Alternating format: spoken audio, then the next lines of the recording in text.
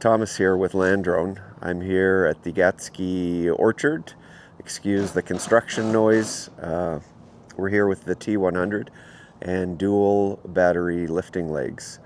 We're going to run through some menu settings and we're going to lift a tire and move it from point A to point B. Okay, in the aircraft settings tab, just checking return to home speed and altitude, also setting return to home if the signal's lost. And now I want to use the invite to join, but I need to be connected to the internet to do this. So I'll have to hotspot my phone. And the idea is that I can use my phone as a location to set the pickup or drop-off point. So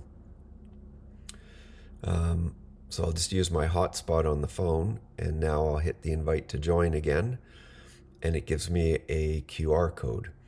Now, normally you use your phone camera to read the QR code. In this case, it just brings you to download SmartFarm.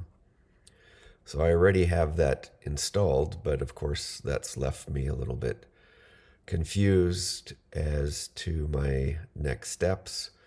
So of course I go back, check, do it again, and what I've actually figured out now is in the upper right-hand corner in the SmartFarm app, you can select a scanner and you use that scanner to scan the barcode. So there it wants access to my camera.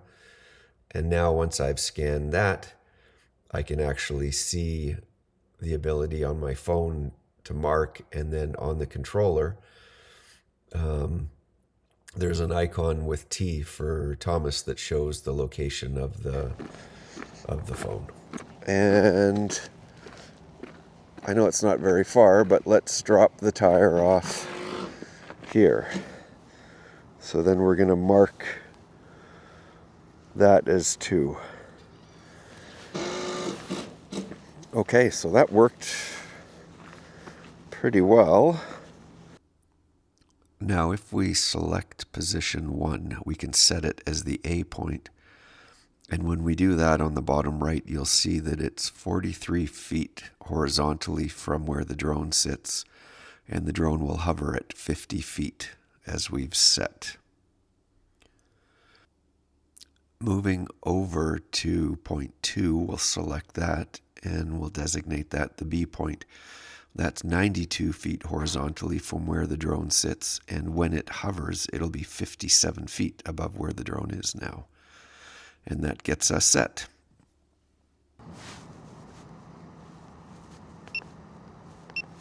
Okay. So we're going to take off, and then we're going to come to A point. Okay. So now we go into the task. So we set our speed. We'll set it at 25. Auto altitude. Total length, we'll say yes, 34 feet. Auto altitude, 50 feet. Flight, we'll say we're in flatland. Return to home altitude. Okay, did anyone catch my mistake? My total length, which is the lifting rope plus the length of whatever your payload is, I put in at 34 feet. Next, when I put in my return to home altitude, I put it at 36 feet, which really means my return home altitude will be 2 feet above the ground. So keep in mind when lifting, you have to calculate the safe height you want the aircraft at, and then you have to add that total length on. So if I want my aircraft to come back at 50 feet and I have 34 feet of rope and payload, then my return to home altitude should be 84 feet. Back to the show. Okay, so I think we've got everything set. So it's gonna take off, climb up over here. I'll hook on the tire. We'll fly the tire over there and then unhook it. What could possibly go wrong?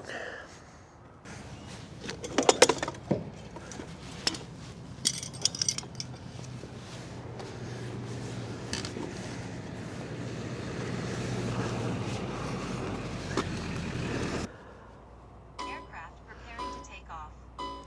Stand back at a safe distance. Take off. Aircraft on ground.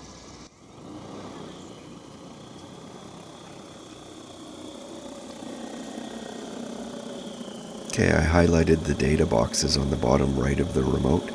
Once we get to hover, we're going to hit point A, and we're going to climb first to the auto altitude of 50 feet above ground, and then we proceed horizontally overhead point A. Once we get there, we hover, and so I'll go out to grab the hook. I've got to let the drone down, of course, because 50 feet is more than the 30 feet of lifting rope we have. Of course, it goes without saying you should detangle the rope before taking off rather than trying to do it with a remote controller in Okay, there's my tire. one hand. Anyways, we get the tire hooked up, and this time we're going to manually climb up to 50 feet and just check around, make sure Okay, now I'm going to send it to point there's B. no one in the way and the area is clear. And then we're going to hit B. Once we hit B, it'll proceed horizontally and hover overhead. Once we get there, then we can manually lower the aircraft to deliver the payload. But in this case, we are going to move on to having a look at balance control. Directing your attention to the upper right, there's a red box which shows the height above ground from the bottom of the payload, not the drone, and the swing angle. Okay, you can hit balance payload and it stops the swinging. So we move it. And then we want to balance the payload. Stops.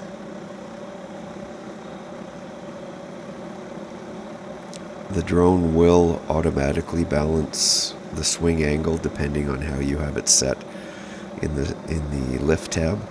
But if there's something going on, you can also manually balance by hitting that balance control button.